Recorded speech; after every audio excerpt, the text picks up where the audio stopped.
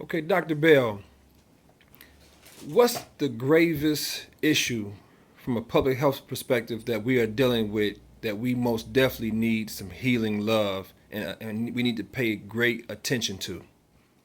The biggest problem that I have witnessed for African American people since slavery is the problem of fetal alcohol exposure, where babies are in their mother's womb, their mothers don't know they're pregnant, and they're engaging in social drinking.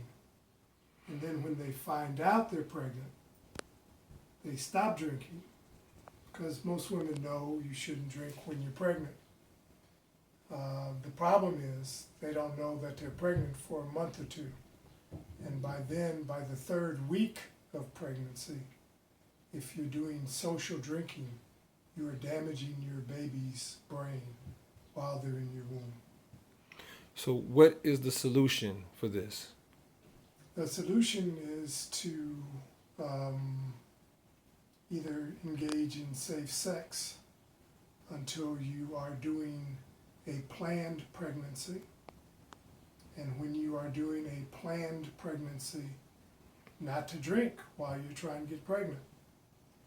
The problem with that solution is that people have to be awake, they have to be conscious, they have to be planful and proactive.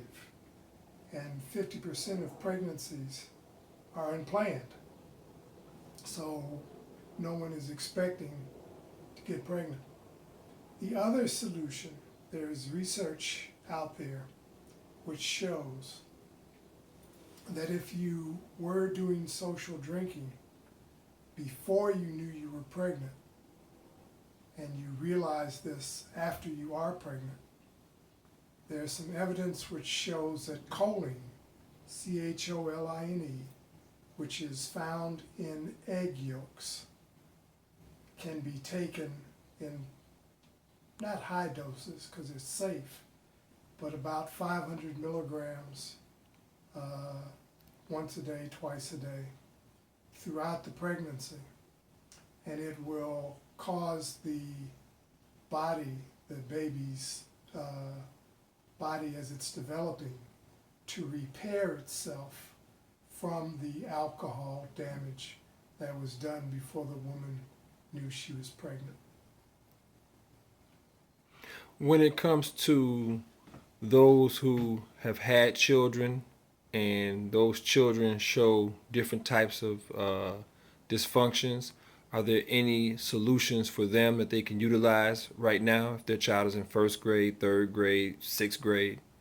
The most common symptoms of fetal alcohol exposure are ADHD-like behavior, poor memory, poor math skills, uncontrollable temper, speech and language difficulties.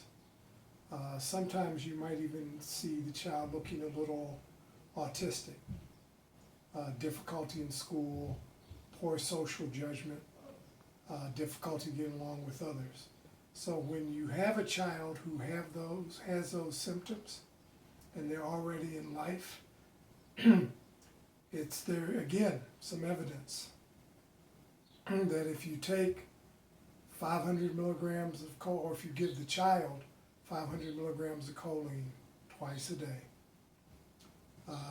400 micrograms of folate twice a day, 500 milligrams of omega-3 twice a day, and 2,000 international units of vitamin A once a day, there's evidence that that child's memory, math skills, ability to tell directions, impulse control, meaning bad temper, hyperactivity, there's some evidence that that can be corrected.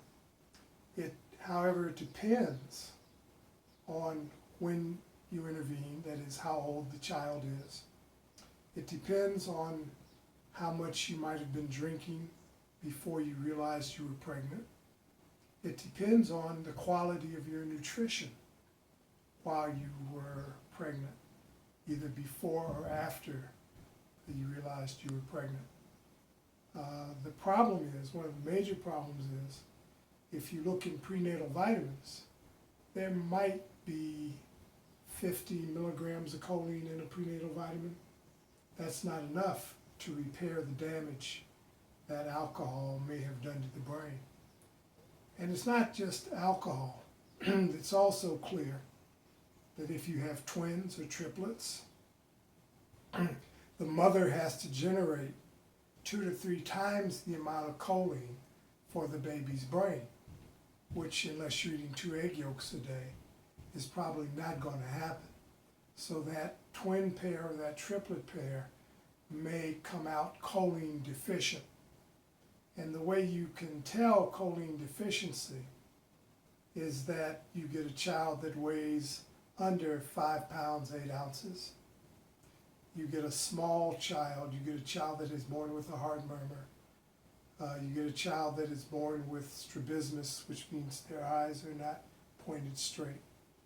And you get fetal alcohol facies, which the child looks like they're Asian because they have folds in both eyes. Their midface, this part right here, is flat and looks like they're Asian. And this groove that goes from the bottom of the nose to the upper lip it's not there.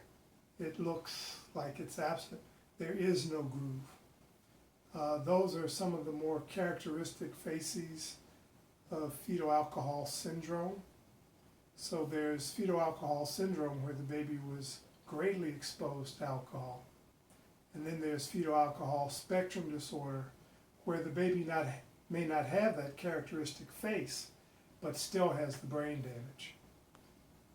And so there is some evidence that shows that even after the child is born, you can still supply that child with the right nutrients, choline, folate, omega-3, vitamin A, all of which is over the counter, doesn't need a prescription.